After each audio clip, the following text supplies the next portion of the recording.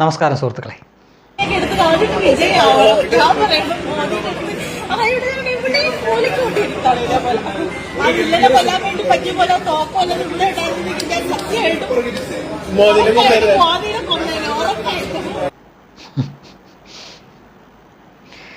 ഇവര് സുഡാപ്പിയോ ജിഹാദിയോ ഒന്നുമല്ല. 100% തീർച്ചയായിട്ടും ഏതെങ്കിലും അന്തം കമ്പനി ആയിരിക്കണം. അവർ വേറെ ഏതോ മൂഡിലാണെന്ന് തോന്നുന്നു. അല്ലെങ്കിൽ ഈ വീഗാലാൻഡ് ടൂർ പോകുന്ന ഒരു മാനസികാവസ്ഥയിലാണ്. വലിയ ചിരിച്ച് ഉല്ലസിച്ചൊക്കെയാണ് പറയുന്നത് എന്താണെന്ന് ചോദിച്ചു കഴിഞ്ഞാൽ അവരുടെ കയ്യിൽ ഒരു തോക്ക് കിട്ടിയാൽ അവർ നരേന്ദ്രമോദിയെ വെടിവെച്ച് കൊല്ലും എന്നാണ് പറയുന്നത്. എത്ര ലാഘവത്തോടെ ചിരിച്ച് കളിച്ചാണ് പറയുന്നത് എന്ന് ഓർക്കുക. നരേന്ദ്രമോദി എന്ന ഇന്ത്യയുടെ പ്രധാനമന്ത്രി ഇതുപോലുള്ളവർ ഫാസിസ്റ്റ് എന്നൊക്കെ മുദ്ര കുത്തുന്ന അദ്ദേഹം ഇതൊന്നും ശ്രദ്ധിക്കുക പോലുമില്ല. എത്രയോ കാലമായിട്ട് അദ്ദേഹം എന്തൊക്കെ കേൾക്കുന്നു. അദ്ദേഹത്തിനെ എങ്ങനെയെങ്കിലുമൊക്കെ ഒന്ന് താഴെ ഇറക്കണം, ഇല്ലായ്മ ചെയ്യണം. ബംഗ്ലാദേശിലും അല്ലെങ്കിൽ ശ്രീലങ്കയിലും നേപ്പാളിലുമൊക്കെ അവിടുത്തെ ഭരണാധികാരികളോട് ചെയ്ത രീതിയിൽ ചെയ്യണമെന്നും അതിൻ്റെ അപ്പുറം ചെയ്യണമെന്നും ഒക്കെ ആഗ്രഹിക്കുന്ന ചിലരൊക്കെ അത് വിളിച്ചു പറയുന്നതൊക്കെ നമ്മൾ കഴിഞ്ഞ 12 വർഷം കൊണ്ട് കണ്ടുകൊണ്ടിരിക്കുകയാണ്. ഇവിടെ തന്നെ റോഡിലൊക്കെ മലയാളികളുടെ സ്വതസിദ്ധമായിട്ടുള്ള തെറി കൂട്ടി അദ്ദേഹത്തെ വിശേഷിപ്പിച്ചിരിക്കുന്നു. മഹാരാജാസ് പോലുള്ള കോളേജിൻ്റെ മുന്നിൽ ബാനർ കെട്ടിവെച്ചിരിക്കുന്നു. അങ്ങനെ ഒരുപാട് കേട്ടിട്ടുണ്ട്. അദ്ദേഹം പ്രധാനമന്ത്രിയാണ് ഒരു ജനാധിപത്യ രാജ്യത്തെ, അതും ലോകത്ത് ഏറ്റവും കൂടുതൽ ജനസംഖ്യയുള്ള ഈ മറ്റു പലരും പറയുന്ന പോലെ ഏറ്റവും ശക്തനായിട്ടുള്ള ഒരു ഭരണാധികാരിയായിട്ട് കൂടിയും അദ്ദേഹം ഇത്തരക്കാർക്കെതിരെ എവിടെയെങ്കിലും ഒരു നടപടി എടുത്തായിട്ട് നമുക്ക് ആർക്കും അറിയില്ല. ഇത് ഒരുപക്ഷെ അദ്ദേഹം അറിയാനും പോകുന്നില്ല, അറിഞ്ഞാൽ കൂടിയും മൈൻഡ് ചെയ്യാൻ പോകുന്നില്ല. ഇനി ഇവിടെ ഇത് പോലീസ് കേസെടുത്തു എന്ന് തന്നെ വെക്കുക. ഒരു മാനസിക സ്ഥിരതയില്ലാത്ത, സ്ഥിരബുദ്ധിയില്ലാത്ത ഒരു സ്ത്രീയുടെ ജൽപ്പനം എന്ന രീതിയിൽ ഒരുപക്ഷെ പോലീസും കോടതിയുമൊക്കെ ഇവരെ വെറുതെ വിടും. അല്ലെങ്കിൽ തന്നെ ഇവരെ പിടിച്ചകത്തിടണമെന്നോ അങ്ങനെ ചെയ്യണമെന്നോ BJP സംഘികൾ പോലും ആവശ്യപ്പെടില്ല. അവരും അത് ഇതിലേക്ക് വിടും. എത്ര എണ്ണം കേട്ടിരിക്കുന്നു. പക്ഷേ ഇതെല്ലാം കഴിഞ്ഞതിന് ശേഷം ഈ സ്ത്രീയുടെയും ഇവരുടെ കുടുംബത്തിൻ്റെയും അവസ്ഥയെപ്പറ്റി നിങ്ങളൊന്ന് ചിന്തിച്ച് നോക്കൂ. നരകതുല്യമായിരിക്കും, ഒരു സംശയം വേണ്ട, നരകതുല്യമായിരിക്കും. അവിടെ ഈ സംഘികൾ ഒരു പുൽക്കൊടി എടുത്തു പോലും അവരെ ഒന്നും ചെയ്യേണ്ട, വാക്കുകൊണ്ട് പോലും അവരൊന്നും പറയുകയും വേണ്ട. അല്ലാതെ തന്നെ ഈ സ്ത്രീയെയും ഈ സ്ത്രീയോട് ബന്ധപ്പെട്ടവരുടെയും ജീവിതം വലിയ ദുരിതമായിരിക്കും. കാരണം ഇവരെവിടെ ചെന്നാലും തിരിച്ചറിയപ്പെടും. ഇവർ ഒരു കടയിൽ പോയാൽ, ഒരു ഷോപ്പിംഗ് മാളിൽ പോയാൽ, അല്ലെങ്കിൽ തുണിയെടുക്കാൻ പോയാൽ, റേഷൻ കടയിൽ പോയാൽ, ഒരു ബസ്സിൽ കയറിയാൽ, മറ്റെവിടെങ്കിലും പോയാലൊക്കെ ആളുകളുടെ കമൻറ്റൊക്കെ കേൾക്കേണ്ടി വരും. ദാടാ പ്രധാനമന്ത്രിയെ കൊല്ലുമെന്ന് പറഞ്ഞ സ്ത്രീയാണ്, ചാച്ചി ഒരു തോക്ക് തരട്ടെ വെടിവെക്കുവോ എന്നുള്ള കമൻറ്റ് കേൾക്കും. ആദ്യം എന്തോ കാര്യമാണെന്ന രീതിയിൽ ഞെളിഞ്ഞു നിൽക്കുന്നവർക്ക് പിന്നീട് അങ്ങോട്ട് പോകെ ഭൂമി പിളർന്ന് അങ്ങ് ഇല്ലാതായാൽ മതിയെന്ന് അവർ ചിന്തിച്ചു പോകും. ആ സമയങ്ങളിൽ അവർ ചിന്തിക്കും, ഞാൻ ഏത് എരണം കെട്ട നേരത്താണ് എനിക്ക് അങ്ങനെ പറയാൻ തോന്നിയത്, ആരെങ്കിലും മൂപ്പിച്ചാൽ ഇങ്ങനെയൊക്കെ പറയേണ്ടതുണ്ടോ.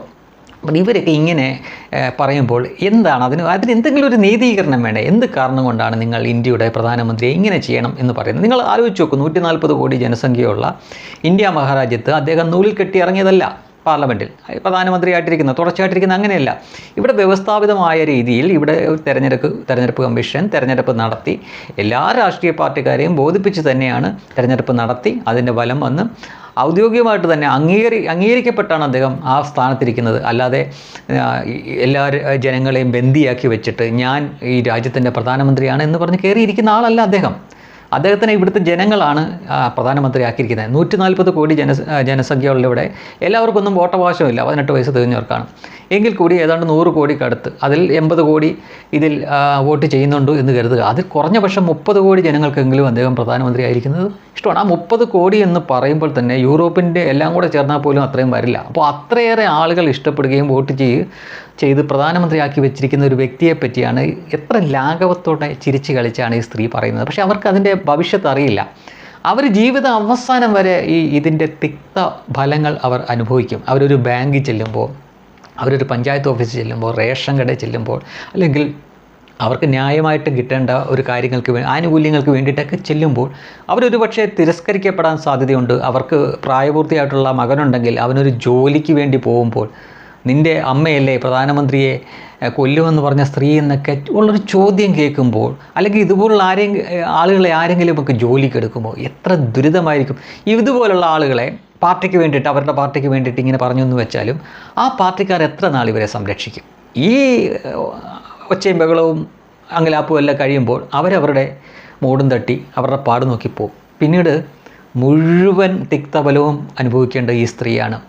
ഒരിടത്തും സ്വീകാര്യമായിരിക്കില്ല ഈ സ്ത്രീ. ചെല്ലുന്ന എല്ലായിടത്തും ദേടാ നമ്മുടെ പ്രധാനമന്ത്രിയെ വെടിവെച്ചു കൊല്ലും എന്ന് പറഞ്ഞ സ്ത്രീയാണ് എന്ന ചോദ്യം കേട്ട് അവർ വല്ല കടുങ്കയും ചെയ്യാതിരുന്നാൽ ഭാഗ്യം. ഇതുപോലെ പേ പിടിച്ച ചിന്താഗതിയായി നടക്കുന്ന എല്ലാവരും ഇവിടെയാണ്. ഇപ്പോൾ സുഡാപ്പികൾ പറയാറുണ്ട്. കഴിഞ്ഞ ദിവസം കൂടി ഞാനൊരു സുഡാപ്പിയുടെ വീഡിയോ ചെയ്തതാണ്.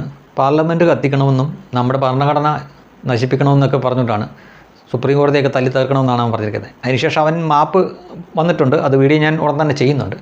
അപ്പോൾ അത് നമുക്ക് മനസ്സിലാക്കാൻ പറ്റും, അത് മതഭ്രാന്താണ്. അത് അവരെ നമുക്കൊന്നും ചെയ്യാൻ പറ്റത്തില്ല. അത് അവരെ ആ രീതിയിൽ മോൾഡ് ചെയ്ത് വെച്ചിരിക്കുന്നതാണ്. അത് മദ്രസ പഠനം കൊണ്ടുള്ള കുഴപ്പമാണ്. അപ്പോൾ അത്തരക്കാർ പറഞ്ഞില്ലെങ്കിലേ അത്ഭുതമുള്ളൂ. അതിൽ നല്ലൊരു ശതമാനം പറയാതെ അടക്കി പിടിച്ചിരിക്കുന്നവരാണ്. ചില പ്രത്യേക പോയിന്റിലെത്തുമ്പോൾ അറിയാതെ അവരുടെ ഉള്ളിലുള്ള കാര്യങ്ങൾ പുറത്തേക്ക് വരും. അപ്പോൾ അങ്ങനെയുള്ളൊരു നരേന്ദ്രമോദിനെ തല്ലിക്കൊല്ലണമെന്നും വെടിവെച്ച് കൊള്ളണമെന്നും ഒക്കെ അവർ പറയും. പാർലമെൻറ്റ് ഇടിച്ചു പൊളിച്ച് കപ്പ നടണമെന്നും സുപ്രീം കോടതി ബോംബിട്ട് തീർക്കണമെന്നും അല്ലെങ്കിൽ ഇപ്പോൾ ഭരണഘടന കത്തിക്കണം, ഇതെല്ലാം ഞാൻ ഉണ്ടാക്കി പറഞ്ഞതല്ല. ഞാൻ കഴിഞ്ഞ ദിവസം വീഡിയോ ചെയ്തതാണ്. അതിപ്പോഴും കിടപ്പുണ്ട്, നിങ്ങൾക്ക് നോക്കിയാൽ മനസ്സിലാവും. അപ്പോൾ അത് നമ്മൾ പ്രതീക്ഷിക്കുന്നുണ്ട്, അത്ര ആളുകൾ പറയും. പക്ഷേ ഇതൊക്കെ എന്തിൻ്റെ സുഖേടാണ്? ആലോചിച്ച് നോക്ക്.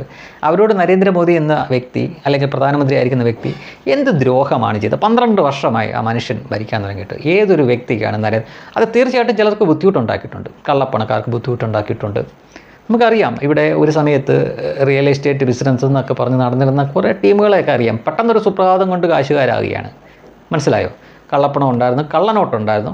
അത്തരക്കാർക്കൊക്കെ വലിയ ബുദ്ധിമുട്ടാണ്. ഈ മലബാർ വഴി ഗോൾഡ് കടത്തുന്ന ടീമൊക്കെ ഉണ്ടായിരുന്നു. അത്തരക്കാർക്കും ബുദ്ധിമുട്ടാണ്. കാരണം ഈ സ്വർണത്തിൻ്റെ നികുതി വലിയ കൂടിക്കിടന്നപ്പോഴായിരുന്നല്ലോ ഈ കള്ളക്കടത്തൊക്കെ ഉണ്ടായിരുന്നത്. ഇപ്പം നികുതിയൊക്കെ കുറച്ച് കഴിഞ്ഞപ്പോൾ കള്ളക്കടത്ത് കടത്തിയാലും ലാഭമൊന്നും കിട്ടത്തില്ല. അപ്പോൾ അതിനും കാരണം നരേന്ദ്രമോദിയാണ്. അങ്ങനെ പല തീരുമാനങ്ങൾ രാജ്യത്തിന് വേണ്ടി എടുത്തിട്ടുണ്ട്. അതൊക്കെ പലർക്കും ബുദ്ധിമുട്ടുണ്ടാക്കുന്നുണ്ട്. പക്ഷേ ഈ സ്ത്രീക്ക് എന്തിൻ്റെ സുഖേടാണ്? ആ സ്ത്രീ ഒരുപക്ഷെ അന്ധമായി വിശ്വസിക്കുന്ന അവരുടെ രാഷ്ട്രീയ പ്രസ്ഥാനത്തിന് വേണ്ടിയിട്ടായിരിക്കും. ഇപ്പോഴും നീറ്റ് പരീക്ഷയിൽ എന്താണ് സംഭവിച്ചത് എന്നതിനെപ്പറ്റി അവർക്ക് കൃത്യമായി തീർച്ചയായിട്ടും അറിയില്ല, ഉറപ്പാണ്. നീറ്റ് പരീക്ഷയുടെ വിഷയം ഇതിനകം തന്നെ പരിഹരിച്ചു കഴിഞ്ഞാണ്. അതിനർത്ഥം മുഴുവനായിട്ട് കുറ്റമറ്റ രീതിയിൽ തീർന്നു എന്നല്ല. ഇത് കേൾക്കുന്ന എല്ലാവരും മനസ്സിലാക്കേണ്ട കാര്യം, മോദി സർക്കാരിൻ്റെ കാലത്ത് മാത്രമല്ല ഈ പരീക്ഷാ ചോദ്യപേപ്പർ ചോർന്ന സംഭവം ഉണ്ടായിട്ടുള്ളത്. ഇതിവിടെ എല്ലാ വർഷവും ഏതെങ്കിലും ഒരു സംസ്ഥാനത്താണ്. കാര്യം ഒരുപാട് മനുഷ്യരാണ് ഇത് കൈകാര്യം ചെയ്യുന്നത്. ഏതെങ്കിലും ഒരു പിതൃശൂന്യൻ മതി ഇതിൻ്റെ എല്ലാം കളയാൻ. പിന്നെ മനസ്സിലാക്കേണ്ട ഒരു കാര്യം, പലരും അഡ്രസ്സ് ചെയ്യാത്തൊരു കാര്യമാണ്, ഇത് ജെൻസി പിള്ളേരുടെ ഭാവി എന്ന് പറഞ്ഞിട്ടാണല്ലോ കുറേ എണ്ണം തള്ളി മറിക്കുന്നത്. ഈ ക്വസ്റ്റ്യൻ പേപ്പർ ചോർത്തിയത് ഈ 90 കിഡ്സിന് വേണ്ടിയിട്ടോ അല്ലെങ്കിൽ 80 കിഡ്സിന് വേണ്ടിയിട്ടാണോ? ഞാനോ നിങ്ങളോ ഒക്കെയാണോ ഇതിൻ്റെ ഉത്തരവാദികൾ? ആർക്ക് വേണ്ടിയിട്ടാണ് ഇത് ചോർത്തിയത്? ഈ ഡാഷ് മോഹന്മാരായിട്ടുള്ള ഇപ്പം ആർക്ക് വേണ്ടിയാണ് പറയുന്നത്? ജെൻസി എന്ന് പറയുന്ന ഈ തലമുറയ്ക്ക് വേണ്ടി തന്നെ ഏതോ ഒരുത്തം ചെയ്ത പണിയല്ലേ ഇത്? അപ്പോൾ ആദ്യ കുറ്റക്കാർ ആരാണ്? ജെൻസി തന്നെയാണ് കുറ്റക്കാർ. അത് പക്ഷേ ആരും പറയത്തില്ല. ഇത് എവിടെ നിന്ന് ചോർന്നു? ഇത് കണ്ടെത്തിയതാര്? ഇത് രണ്ടും കൂടെ പറയണം. ജാർഖണ്ഡ് എന്ന സംസ്ഥാനത്ത് വെച്ചാണല്ലോ ഇത് ചോർന്നത്. ജാർഖണ്ഡ് ഭരിക്കുന്നത് JMM എന്ന പാർട്ടിയാണ്. അവിടെ ഹേമന്ത് സോറനാണ്. അത് ഇന്ത്യ മുന്നണിയുടെ ഭാഗമാണ് അവർ. ഇത് കണ്ടെത്തിയത് ആരാണ്? നാഷണൽ ടെസ്റ്റിംഗ് ഏജൻസി എന്ന കേന്ദ്ര വിദ്യാഭ്യാസ വകുപ്പിൻ്റെ കീഴിലുള്ള സംവിധാനം തന്നെയാണെന്നേ ഇത് കണ്ടെത്തിയത്. അല്ലാതെ പുറത്തുനിന്ന് ആരും വന്നല്ല ഇത് കണ്ടെത്തിയത്. അവർ തന്നെയാണ് പരീക്ഷ നടന്ന് 4ാം പൊക്കം ഇങ്ങനെ ചോർച്ച നടന്നിട്ടുണ്ട് എന്ന് മനസ്സിലാവുകയും ഈ വിദ്യാഭ്യാസ മന്ത്രി തന്നെ വിദ്യാർത്ഥികളോട് നേരിട്ട് വന്ന് ഞാൻ പരീക്ഷ ഒന്നുകൂടെ എഴുതാൻ മാറ്റിവെക്കുകയാണ്, നിങ്ങളോട് ഇങ്ങനൊരു സംഭവം നടന്നിട്ടുണ്ട്, അതിൽ ഖേദം പ്രകടിപ്പിക്കുന്നു എന്ന് പറഞ്ഞിട്ടാണ് അത് ചെയ്തത്. അതിനുശേഷം എയർഫോഴ്സിനെ വരെ ഉപയോഗിച്ചുകൊണ്ട് വീണ്ടും റീടെസ്റ്റ് നടത്തി, അത് കുറ്റമറ്റ രീതിയിൽ നടത്തി. അതിൽ ജയിച്ച കുട്ടികൾ അടുത്ത ഘട്ടത്തിലേക്ക് പ്രവേശിക്കാൻ പോകുന്നു. അപ്പോൾ അവിടെ ആ വിഷയം തീർന്നു. ഈ കേരളത്തിൽ 10ാം ക്ലാസ്സിൻ്റെ ക്വസ്റ്റ്യൻ പേപ്പർ, SSLCയുടെ ക്വസ്റ്റ്യൻ പേപ്പർ വരെ ചോർന്നിട്ടുണ്ട്. നമ്മുടെ അറിവിൽ ആരെങ്കിലും പിടിച്ച് ശിക്ഷിച്ചതായിട്ട് അറിയില്ല. ഇവിടെ 2 SFIക്കാരായിട്ടുള്ള സ്വന്തം പേരല്ലാതെ മറ്റൊന്നും എഴുതാൻ അറിയാത്ത 2 അവന്മാർ, ശിവപ്രസാദ് എന്നും വേറെ ഒരു മുസ്ലിം നാമധാരിയും, അവർക്ക് പോലീസിൽ 1ാം റാങ്കും 5ാം റാങ്കും പോലീസ് ടെസ്റ്റിൽ കിട്ടി. എങ്ങനെ കിട്ടി? PSC ടെസ്റ്റിൽ കളവ് നടത്തിയിട്ടാണ്. എന്നിട്ട് അവരെ അതിൽ നിന്ന് പുറത്താക്കി ജയിലിലിട്ട് പരീക്ഷ എഴുതിച്ചു. മൊട്ടയാണ് കിട്ടിയത്. ഇവരെ രണ്ടും ശിക്ഷിച്ചു എന്ന് നമുക്കറിയാം. പക്ഷേ ഇത് ചെയ്തു കൊടുത്തവന്മാരെ ശിക്ഷിച്ചതായിട്ട് നിങ്ങൾക്ക് ആർക്കെങ്കിലും അറിയാമോ? നരേന്ദ്രമോദി സർക്കാർ മാത്രമാണ് ഇങ്ങനൊരു പേപ്പർ, ഈ ക്വസ്റ്റ്യൻ പേപ്പർ ലീക്ക് ചെയ്തപ്പോൾ അതിനെതിരെ നടപടിയെടുത്തത്. അതിന് പിന്നിൽ പ്രവർത്തിച്ച എല്ലാവരെയും അറസ്റ്റ് ചെയ്തു. മാത്രമല്ല, ഒരുത്തനൊരു കോച്ചിങ് സെൻറ്റർ നടത്തുന്നുണ്ടായിരുന്നു. അവൻ്റെ കോച്ചിങ് സെൻറ്ററും അവൻ്റെ 2 നില 3 നില വീടും അടക്കം ബുൾഡോസർ ചെയ്ത് നശിപ്പിച്ചു കളഞ്ഞു. വേറെ ഏത് സർക്കാർ ചെയ്തിട്ടുണ്ട്? അപ്പോൾ പരിഹരിച്ച് കഴിഞ്ഞ പ്രശ്നത്തിന് വേണ്ടിയിട്ടാണ് ഇവർ ഈ വിഷയം മുഴുവൻ ഉണ്ടാക്കുന്നത്. ഇത് മനസ്സിലാക്കണം. പലരും നിഷ്കളങ്കരാണ്, തെറ്റിദ്ധരിക്കപ്പെട്ടിട്ടുണ്ട്. നമ്മുടെ കുട്ടികളുടെ ഭാവിയാണ്, അത് വേണ്ടതല്ലേ എന്നൊക്കെ ചിലർ ചോദിക്കുന്നുണ്ട്. അപ്പോൾ നമ്മുടെ കുട്ടികളുടെ ഭാവി ഡൽഹിയിൽ ഇരിക്കുന്ന ഈ കേന്ദ്ര സർക്കാരിൻ്റെ കയ്യിൽ മാത്രമാണോ ഇരിക്കുന്നത്? ഇവിടെ PSC കാണിക്കുന്ന എന്ത് തെമ്മാടത്തിലൊക്കെയാണ്. ഇപ്പോഴും താണ്ട പരീക്ഷ തട്ടിപ്പിനെ പറ്റിയുള്ള വാർത്തകളുണ്ട്. അത് ഇപ്പോഴും വിവാദത്തിലാണ് നിൽക്കുന്നത്. സെക്രട്ടേറിയറ്റിൻ്റെ മുന്നിലേക്ക് നോക്കൂ, അവിടെ ദിവസങ്ങളോളം ധർണ നടത്തുന്ന, മുട്ടിലിരുന്ന് മണ്ണ് വാരി തിന്നുന്ന ഉദ്യോഗാർത്ഥികളെ കാണാം നിങ്ങൾക്ക്. റാങ്ക് ലിസ്റ്റിൽ വന്നവരാണ്, അവർക്കൊക്കെ ഭാവിയില്ലേ? അവരും നമ്മുടെയൊക്കെ മക്കൾ തന്നെയല്ലേ? എന്ത് നിങ്ങൾക്ക് അതൊന്നും കാണാതെ അങ്ങ് ഡൽഹിയിലോട്ട് മാത്രം നോക്കുന്നത്? പിന്നെ കുട്ടികൾക്ക് അടി കിട്ടിയതാണെങ്കിൽ ഇവിടെ എത്രയോ കാലമായിട്ട് SFI, ABVP, അതേപോലെ തന്നെ KSU, ഈ മുസ്ലിം ലീഗിൻ്റെ തന്നെ വിദ്യാർത്ഥി പ്രസ്ഥാനം, ഇവരൊക്കെ സമരം നടത്തുകയും തല്ലുകൊള്ളുകയും ചെയ്തിട്ടുണ്ടെന്നേ. അവരും കുട്ടികളാണെന്നേ. അവർക്ക് വേണ്ടിയിട്ടൊന്നും നിങ്ങൾ ഒരിക്കൽ പോലും എന്തെങ്കിലും പറയുന്നതായിട്ട് കേട്ടിട്ടില്ല. എന്തേ ഈ അമേരിക്കയിൽ ജീവിച്ചു അല്ലെങ്കിൽ അവിടെ പഠിച്ചു വളർന്ന അഭിജിത്ത് ദീപ് കെ എന്ന് പറഞ്ഞവൻ ഇന്ത്യൻ വിദ്യാർത്ഥികളുടെ ഭാവി ശോഭനമാക്കാൻ വേണ്ടി ഇവിടെ വന്ന് നടത്തിയ പാറ്റാ സമരവും അതിൽ അവർ കാണിച്ച അക്രമത്തിന് പോലീസ് ചേർത്തപ്പോഴുള്ള ആ ലാത്തി ചാർജ് കണ്ടപ്പോൾ മാത്രം നിങ്ങൾക്ക് നമ്മുടെ കുട്ടികളല്ലേ, അയ്യോ ആക്രമിക്കരുത് എന്നൊക്കെ തോന്നുന്നുണ്ടെങ്കിൽ ശരിക്കും അസുഖം നിങ്ങൾക്കാണ്. നിങ്ങളിലാണ് ശരിക്കും ചികിത്സ വേണ്ടത്. അല്ലാതെ ഇതിനൊക്കെ കൂടുതൽ എന്ത് പറയാനാണ്?